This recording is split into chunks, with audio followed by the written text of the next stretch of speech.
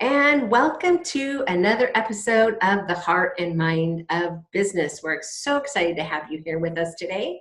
Today, we're going to talk about something kind of fun. So in just a couple minutes, we'll be right back and we're going to talk about what we've learned this crazy year. So we'll see you in just a minute.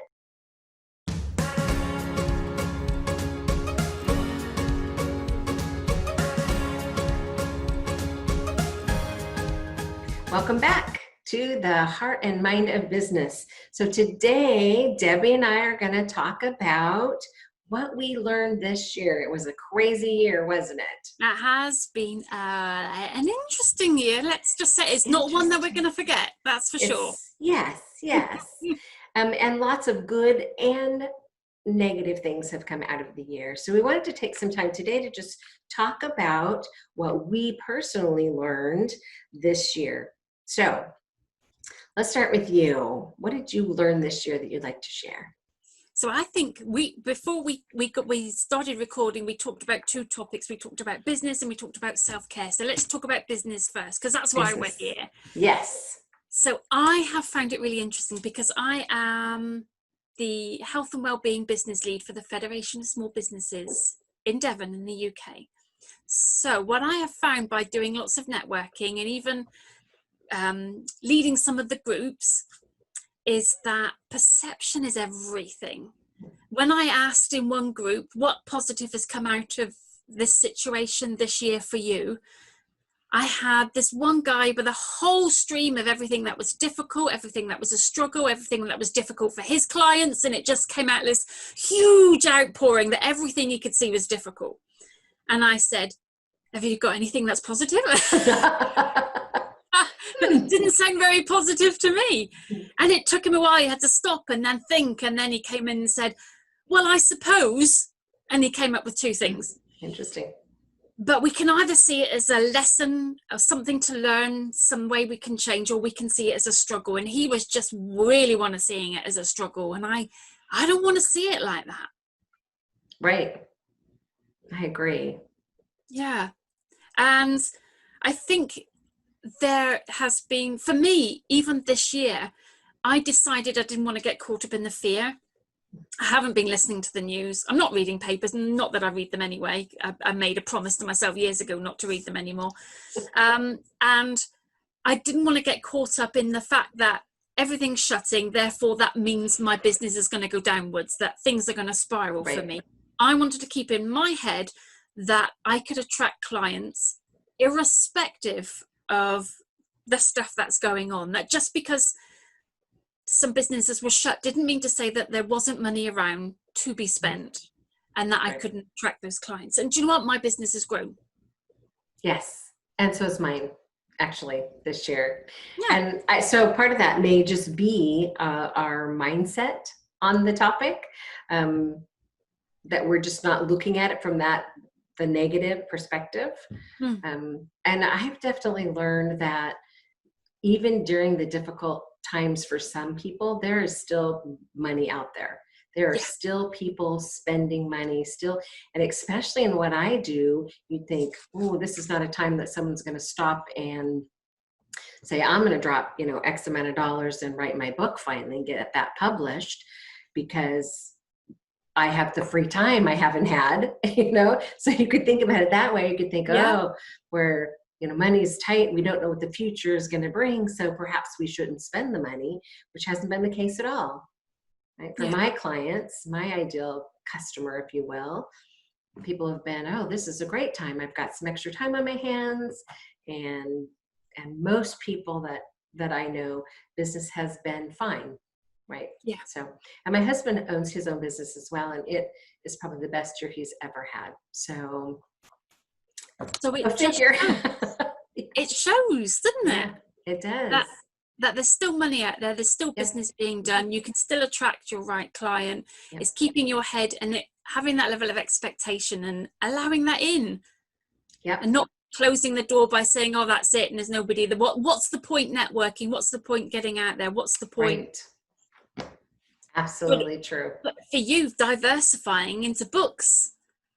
But, for your clients, if they've been thinking about it for a while actually this might be their time saying, do you know what, I could get some passive income off my book and getting my Right. voice out there, getting my message. Let's do it now. Right.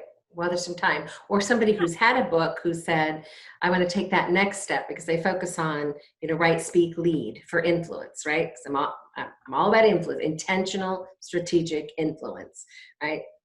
It's my company name, intentional influence, right? So somebody who said, okay, I have a book, and maybe it's time for me to get that signature speech so that I can get out there and get on stages with it, right? So for some people it's been that, and for other people it's been, I'm not really ready to write my book or get on stages, but I am ready to find some ways to lead, to step into leadership roles that will get me some influence, because influence, generates leads for our business, right? Yeah. Bottom line. So yeah, it's been an interesting year, and I've just appreciated how people have just kept moving, right? Just keep moving. Just put your head down and keep moving, not focusing on, some of the fear mongering around you. Absolutely. And a lot of my clients are along the same line as some of yours, where because my mind follow the herd, they're thinking, actually, I have been doing things that maybe I didn't want to do. What do I really want to do? What can I step into? Right. Maybe they've lost their job and they're actually saying, I am going to invest in me to do something different, to really get out of my own way. And I think that's a wonderful time to really reawaken to who you are, reconnect with your truth, and to reinvent yourself. Yes, that's a great way to put it. Reinvent yourself. If you don't like where you're at, or you're thinking this isn't any longer serving me or feeling right, do a new thing. Exactly. Right?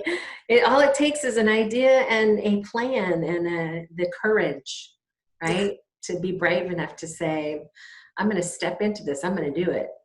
I can do this. And then get the support that you need to make that happen. Whether it's someone like Debbie who does mindset work and got some stuff, got to get your mind right, or someone like me who helps you with the influence side of things, or the new book that we just wrote, right? Funny enough, I was going to mention that. 8 ways to mind your own business. If you need just some strategy and mindset as a new entrepreneur, we have resources for you. We have our book, and we have some other things coming out as well that can help you. So those are some of the things that we learned in this crazy year. So be sure and leave us below in the comments some of the crazy things that you learned in this interesting and unique year in our lives. Yeah, let's hear about what you've done about self-care this year, what you've done about changing your career or doing something new, or even just flexing. I don't want to use the word pivoting because it's been used so much, but just flexing who you are, being creative, being you, and showing that gift and that knowledge and that expertise that you really have, and just sharing it with everybody.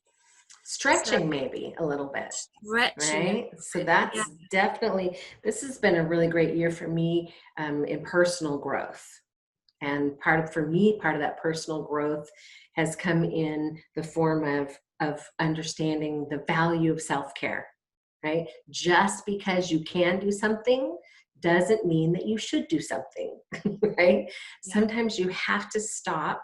If you're one of those people where it's difficult to say, I can't do that right now, you need to learn the value of that stop, right? And say, yes, I could do this, but I'm going to choose not to do this because it's better self-care for me, right? I need a little space. I need a little margin in my life or my day or my business or whatever.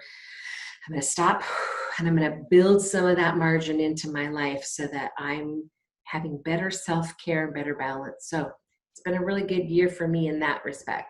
I'm excited. Saying no can be really difficult sometimes. I hear my clients saying that, and I get them to practice saying no. No. Yeah. And so actually, I can't feels negative, right? And so you want to say it you don't want to say I can't, right? I choose not to. Yeah. It's a choice. It's the always time a choice. isn't good for me, or exactly. It's a choice. Yeah. No, For I'm me, sorry, not now. it's all been about forgiveness this year. That's my self-care. That my bit of learning is actually having had some problems with one of my teachers, which was very interesting. And learning to let go, learning to forgive. And, we can all forgive on different levels. Yeah. And I think this year there's been a lot, especially if you've lost a job, or, you might feel you've been singled out or treated differently, all sorts of reasons why we can forgive, and even forgiving ourselves for getting angry, getting fearful, getting upset. So lots and lots of lessons to learn this year, that's for sure. Yeah. Be So, sure and share those with us. We'd love to hear. so please, like you said, please put your stuff in the comments. We want to hear from you. Please like us. Please share. There are lots and lots of people out there who really need just some help, some support, and feeling like they're part of something at the moment in growing who you are and growing your business. And so subscribe, you'll get all the notifications. And we look forward to being part of your journey to discovering more about the heart and mind of business. So we will see you again next week. We look forward to have the most amazing of weeks, and we'll see you again. Bye-bye. Bye.